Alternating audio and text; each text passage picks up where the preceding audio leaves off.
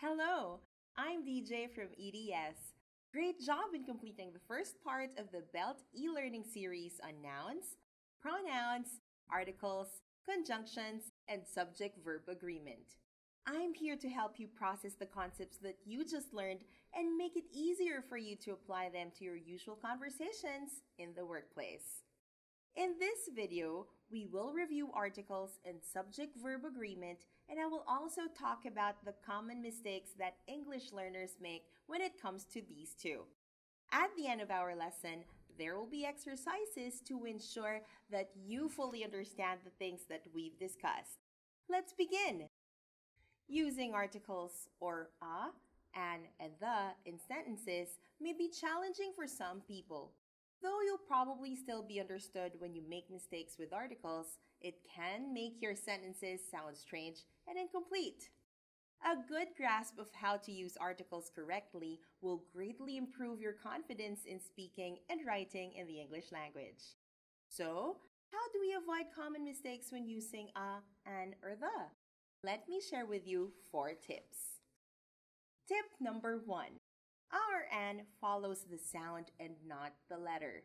For example, we say a university and not an university, an hour and not a hour, because of how we pronounce the first letter of the word.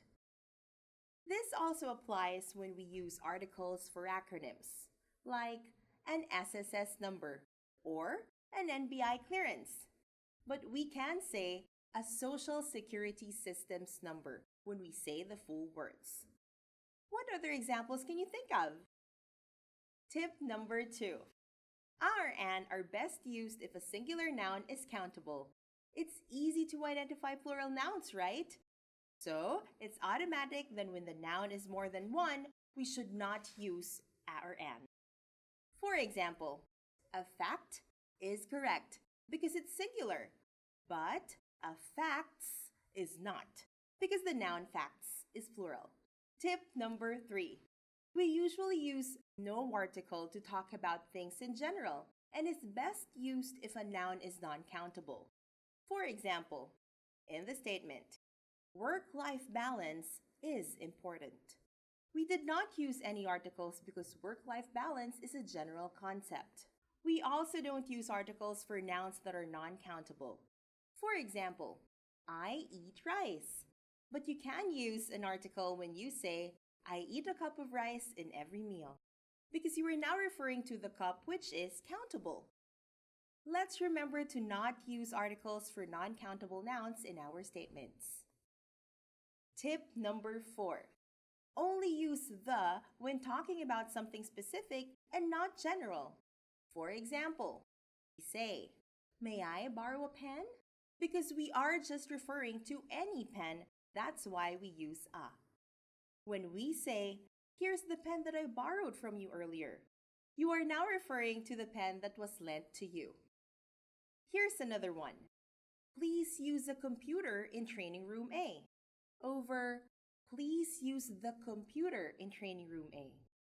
Notice how the meaning of the two statements changed simply by altering the article used in each sentence? In the first statement, you were asked to use any computer in training room A. In the second statement, you were asked to use a specific computer or the only computer in training room A. Quite easy, right? Remembering these tips will not only help you avoid common errors when using articles, it will also help you send your message across without causing any confusion to the person or persons you are communicating with. We know that articles help us determine if a noun is singular or plural. This is helpful in the next topic that we'll tackle, subject-verb agreement. You might also find the topic of subject-verb agreement to be challenging. That's okay. Most people make mistakes in this area. Now, when you want your subject and verb to agree or match, all you need to do is to use a singular verb for a singular subject and a plural verb for a plural subject. Remember the golden rule of SVA? Singular verbs end in S. Plural verbs do not end in S. For example, the employee reports to work from Monday to Friday. The employees report to work from Monday to Friday. We never really have challenges in determining if the subject is singular or plural. That's the easy part. The errors commonly take place when we deliver the verbs of our sentences. The golden rule applies to most of the sentences that we construct. There are also two other classifications of SVA guidelines. They are the always singular and the it depends sentences. These guidelines have been discussed by Andrea in the e-learning modules. Let's quickly review these, starting with the always singular sentences, which means their verbs will always end in S. First is when words have amount of time, money, and measurements as a subject. An example is, $5 million is a lot of money. Or, 10 years has passed. Another always singular scenario is when the subject starts with each. An example is, each of the girls wears their green hat on Mondays. One more always singular scenario is when the words either or neither is not accompanied by nor, or in a sentence. Either of the trainees is ready for the mock call. The other classification of SVA rules is the It Depends guideline, which means the golden rule applies depending on how the sentence is constructed. One example is when either or neither is used and nor or supplements it.